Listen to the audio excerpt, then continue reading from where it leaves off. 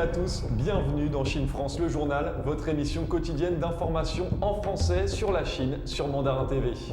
Sans plus tarder, voici les titres de l'actualité. Accélération surprise des importations et des exportations de la Chine. Débarrassé du coronavirus, Wuhan, l'épicentre de l'épidémie, entame sa seconde vie. Reconnaissance faciale en Chine, les fuites de données sont récurrentes dans le pays. Une cité chinoise casino grandeur nature sort de terre en Birmanie. La Chine renoue avec ses spectacles avec le premier festival de musique depuis la pandémie. Pour finir ce journal, nous nous rendrons dans le nord-ouest de la Chine, dans le bourg de Zhangchanshan à Yulin, dans la province du Jiangxi. Nous suivrons une famille franco-chinoise à la découverte d'un artisanat traditionnel transmis de génération en génération, les nouilles creuses magiques faites à la main. Les importations chinoises ont progressé de plus de 13% en septembre, soit leur rythme le plus important depuis décembre 2019, avant le début de la pandémie. Dans le même temps, les exportations enregistraient leur quatrième mois de hausse et progressaient de presque 10%. Alors que dans de nombreux pays, dont la France, le rebond de l'activité semble donner des signes d'essoufflement ou pour le moins se stabilise, en Chine, en septembre, les importations comme les exportations ont affiché de fortes hausses. D'après les données publiées ce mardi matin par les douanes chinoises, les exportations ont progressé de 9,9% le mois dernier, tandis que les importations affichaient une hausse de plus de 13%. Si les exportations chinoises, qui enregistrent leur quatrième hausse mensuelle consécutive, ne progressent que légèrement par rapport au mois précédent, 9,9% après 9,5% en août, la vraie surprise vient des importations. Non seulement elles progressent pour la première fois depuis juin, mais avec un bond de 13,2%, elles enregistrent même leur plus forte progression depuis décembre 2019, c'est-à-dire avant même l'apparition officielle de la pandémie. Ce dynamisme inattendu semble largement porté par des achats de produits agricoles et aussi de biens liés aux nouvelles technologies. Alors que les récentes inondations et pluies torrentielles qui ont touché le pays ont mis à mal d'importantes surfaces de terres agricoles, les achats viande se sont envolés à 40,5%, tandis que ceux de céréales ont progressé de 35% et ceux de soja de 17,6%. Dans le même temps, et alors que les tensions restent vives entre Washington et Pékin, et dans la crainte de nouvelles sanctions américaines, les achats de minerais de fer et de circuits intégrés électroniques ont aussi atteint des niveaux records. C'est une tendance qui se reflète dans la balance commerciale bilatérale avec Washington. Les importations en provenance des États-Unis ont augmenté de 24%, tandis que les ventes de Pékin affichaient une hausse de 20,4%. Et si à 30,75 milliards de dollars, l'excédent commercial de la Chine avec les États-Unis, qui constitue toujours un sujet de friction avec le président Donald Trump, est toujours en hausse en rythme annuel, plus 18%, il est malgré tout en repli par rapport aux 34,24 milliards du mois d'août. La ville chinoise de Wuhan était il y a quelques mois encore l'épicentre de l'épidémie de coronavirus. Or, depuis le mois d'août, il n'y aurait officiellement plus aucun cas. Tous les habitants ont été dépistés, les écoles ont rouvert, le masque n'est plus obligatoire et il y a même des touristes. Elle a été un temps la ville la plus maudite de Chine, l'épicentre de l'épidémie de coronavirus. Wuhan a vécu complètement isolé du reste de la planète pendant 76 jours. Depuis le mois d'avril, Wuhan reprend doucement des couleurs. Tous les habitants ont été dépistés, les écoles ont rouvert, le masque n'est plus obligatoire et il y a même des touristes à Wuhan. Avec plus de 550 millions de voyageurs en Chine pour ces vacances de la fête nationale, on est très très loin de l'ambiance de l'hiver dernier et c'est surtout le cas à Wuhan.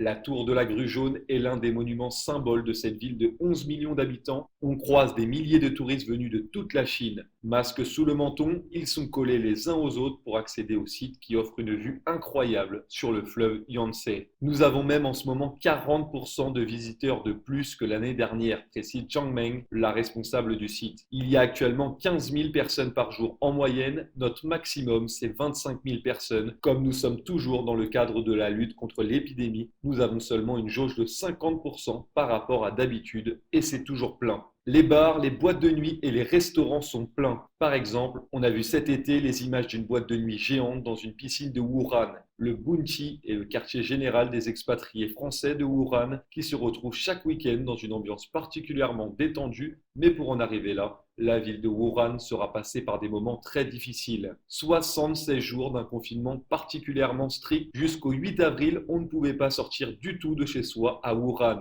Alors aujourd'hui, évidemment, on veut profiter de la vie. C'est ce que nous explique le docteur Philippe Klein, médecin français installé à Wuhan. Bien sûr, alors que l'hiver approche en Chine, tout le monde redoute une possible deuxième vague, mais la Chine reste fermée au reste du monde. Il est très difficile pour un étranger de revenir en Chine. C'est en tout cas impossible sans passer par une quarantaine très stricte. L'aéroport international de Wuhan a accueilli un premier vol en provenance de Corée du Sud le mois dernier, mais c'est surtout symbolique, car tant que le vaccin ne sera pas disponible, Beijing ne va pas relâcher les contrôles. Si à Wuhan ou à Beijing on fait la fête, ce n'est pas tout à fait comme avant. La Chine annonce que son vaccin pourrait être mis sur le marché dès le mois de novembre. Alors que la pandémie de Covid-19 encourage les autorités chinoises à utiliser de plus en plus fréquemment les technologies de reconnaissance faciale, les fuites de données liées à cette technologie ne cessent d'augmenter, en cause des bases de données mal configurées et des travailleurs du numérique mal formés et surchargés. Alors que la pandémie de Covid-19 encourage les autorités chinoises à utiliser de plus en plus fréquemment les technologies de reconnaissance faciale, les fuites de données liées à cette technologie ne cessent d'augmenter. La majorité des quartiers résidentiels chinois adoptent des caméras de reconnaissance faciale. Les préoccupations en matière de protection de la vie privée liées à la reconnaissance faciale ne sont pas nouvelles en Chine. L'utilisation de la reconnaissance faciale a explosé il y a déjà plusieurs années. Il est par exemple possible de payer son ticket de métro grâce à son visage. Cette technologie est utilisée comme un moyen courant de contrôler l'accès aux communautés locales depuis l'année dernière. Les forces de l'ordre contribuent largement au déploiement de ces technologies, notamment dans les quartiers résidentiels. Les entreprises privées ne font que répondre à la volonté du gouvernement qui souhaite créer des villes intelligentes. Avec la pandémie de Covid-19, le déploiement de la reconnaissance faciale s'est accéléré. Selon les autorités, cette technologie est un outil de prévention grâce notamment à des contrôles de température possibles depuis les caméras de reconnaissance faciale. Cependant, il peut y avoir des fuites de données, certains hackers vendent des données biométriques sur le dark web. L'année dernière, le gouvernement a publié des directives non contraignantes visant à réglementer la collecte et l'utilisation de données afin d'éviter les abus de certaines applications mobiles. La Chine ne dispose toutefois pas de législation spécifique en matière d'information personnelle, une loi est en cours de rédaction. Mais alors que les caméras de surveillance sont omniprésentes en Chine, le gouvernement pourrait opter pour une législation qui sanctionne les abus de la collecte, mais pas son principe. Une entreprise chinoise s'est lancée dans la construction d'une ville nouvelle au sud de la Birmanie, le long de la frontière avec la Thaïlande. La ville est devenue un havre pour les casinos en ligne qui y opèrent en toute illégalité. La construction devrait être achevée en 2027.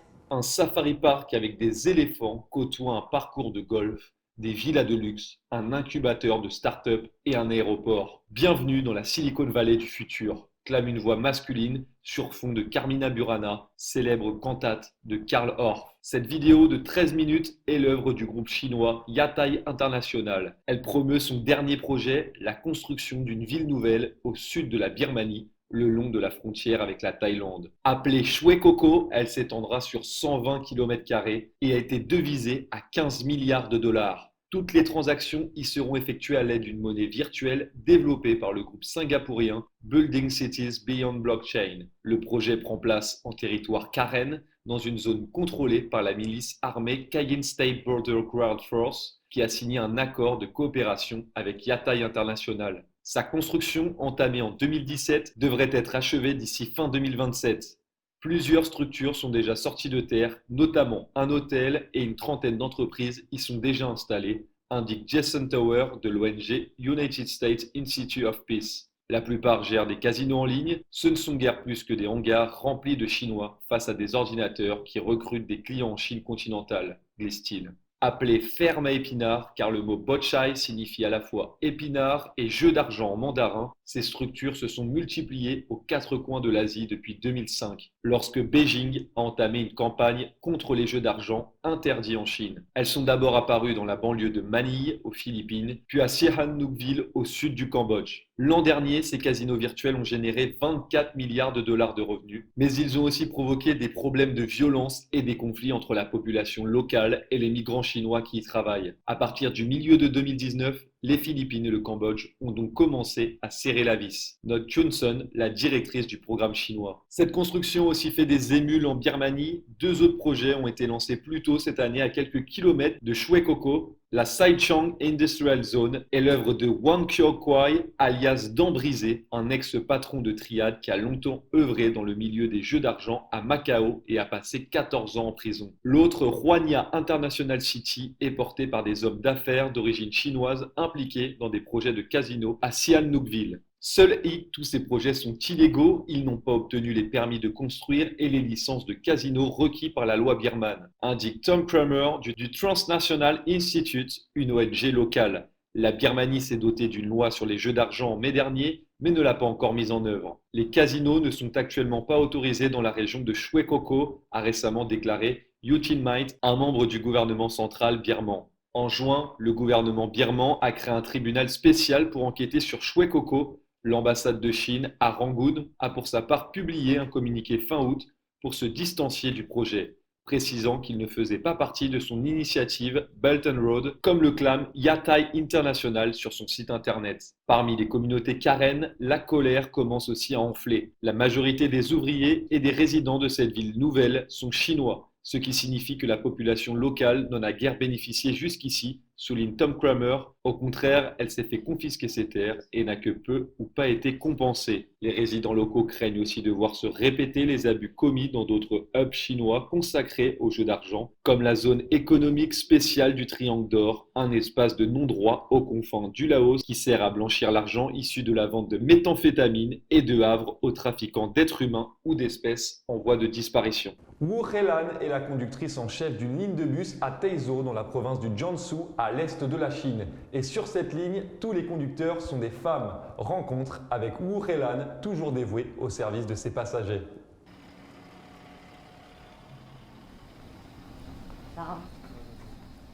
Je m'appelle Wu Helan, j'ai 47 ans. Bonjour et bienvenue à bord du bus 501.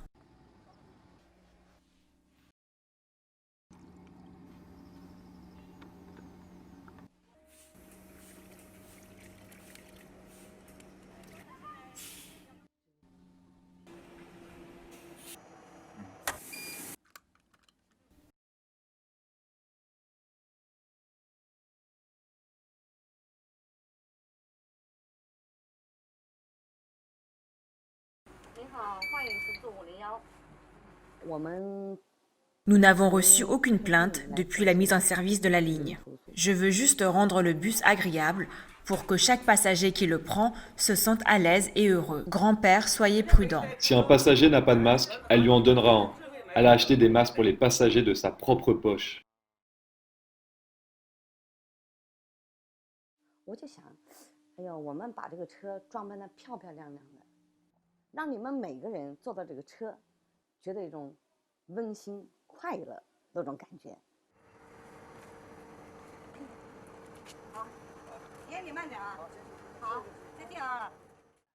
Bonjour, il pleut, prenez tous les deux ce parapluie. Aux yeux des passagers, la conductrice est non seulement attentionnée, mais aussi courageuse. Le 16 avril, alors que Wu conduisait le bus, un gros camion à proximité a soudainement pris feu. Elle a arrêté le bus et s'est précipitée vers le camion avec un extincteur. Le feu était dense. Le réservoir de carburant était juste en dessous. Si je ne l'avais pas éteint, il aurait pu provoquer une explosion.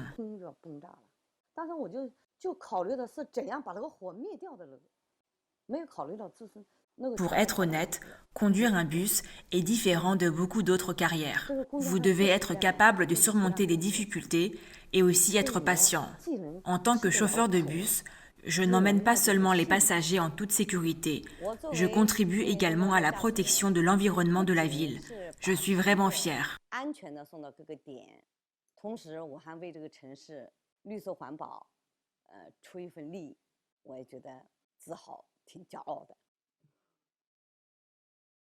Depuis 2018, plus de 500 nouveaux bus à énergie propre ont rejoint la flotte de transport public de Taizhou pour stimuler le développement vert. La Chine renoue avec ses spectacles.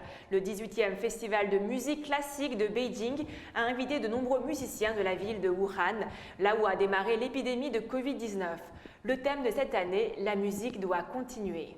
La musique pour exorciser la peur et le traumatisme. En Chine, près d'un an après le début de la pandémie de Covid-19, c'est le tout premier festival de musique classique. Beijing a invité de nombreux artistes de la ville de Wuhan, là où tout a commencé. L'un d'eux, Zhu Ye, a composé une symphonie intitulée « Renaître des cendres », tout un symbole. Le chef d'orchestre a déclaré que tout ce que nous voulons faire, c'est raconter l'histoire de cet événement historique que nous avons vécu et qui a changé le monde et la façon dont nous devrions faire face à la réalité et réfléchir sur nous-mêmes. Il y a beaucoup d'informations dans l'œuvre, il y a de la frustration, de l'impuissance, de l'éloge et de l'espoir. Raconter l'épidémie, mais aussi offrir un peu d'espoir aux musiciens et aux artistes qui n'ont pas pu travailler pendant des mois, confinement oblige. Zhu Ye explique que nous avons de la chance. En tout cas, nous sommes en sécurité pour l'instant.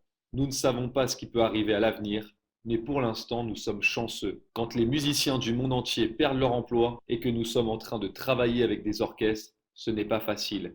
Nous vous en sommes reconnaissants. Le 18e festival de musique classique de Beijing se déroule jusqu'au 20 octobre. Ran, âgé de 3 ans et demi, aime faire la cuisine comme son père, qui est un cuisinier français. En avril, en plein printemps, le petit cuisinier Ran et ses parents sont arrivés dans le bourg de Zhangjianshan, à Yulin, dans la province du Jiangxi. Dans un petit village paisible, il y a un artisanat traditionnel transmis de génération en génération, les nouilles creuses faites à la main. Ce type de nouilles est connu en Chine grâce au succès du documentaire « La Chine au bout de la langue ».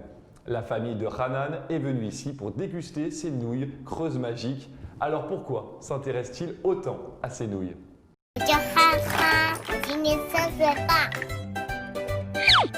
他在这里了，舅妈。哎，我的锅呢？我爸爸是一个厨师，他是法国人。我也学爸爸做饭呢。我也想爸爸当一名厨师，还需要加点咖啡。仲春4月，3岁的小厨师憨憨和他的爸爸妈妈正在赶往陕西榆林的张家山镇。对于这次旅程，憨憨的心里可是充满了期待。张家山镇高家棱村是陕北大山里的一个民风淳朴的普通小山村。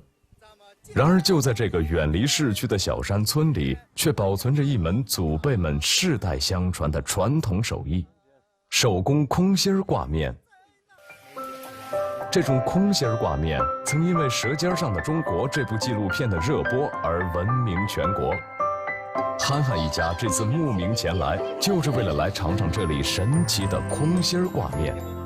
他们又为什么对这种挂面这么感兴趣呢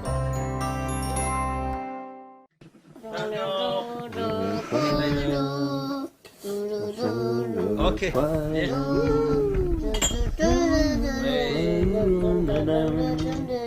祝你生日快乐！憨憨远在法国的奶奶就要过生日了，憨憨的爸爸准备带着憨憨亲手给奶奶做个生日蛋糕，来表达他们的想念和祝福。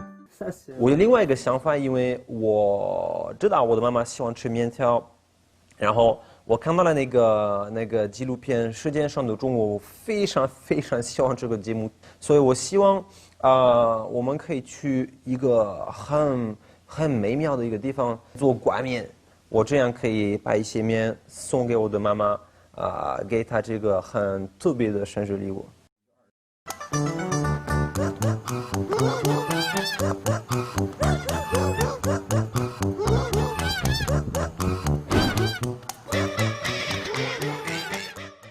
空心面就是从这儿的。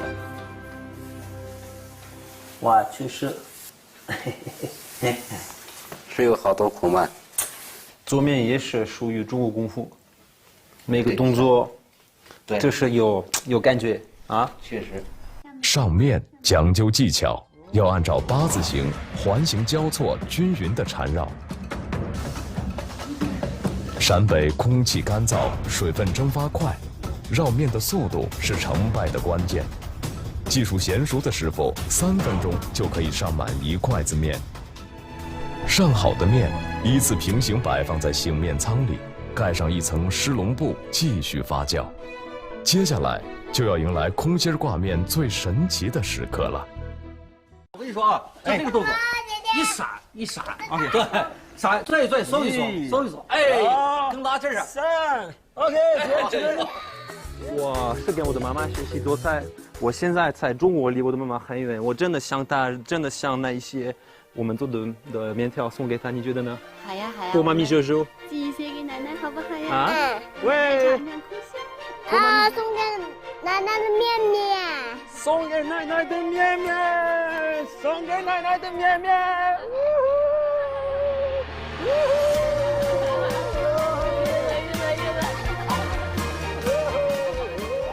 Et c'est déjà la fin de votre journal. Merci de votre fidélité. Et pour continuer à suivre l'actualité, rendez-vous sur mandarintv.fr. Excellente journée ou excellente soirée sur Mandarin TV.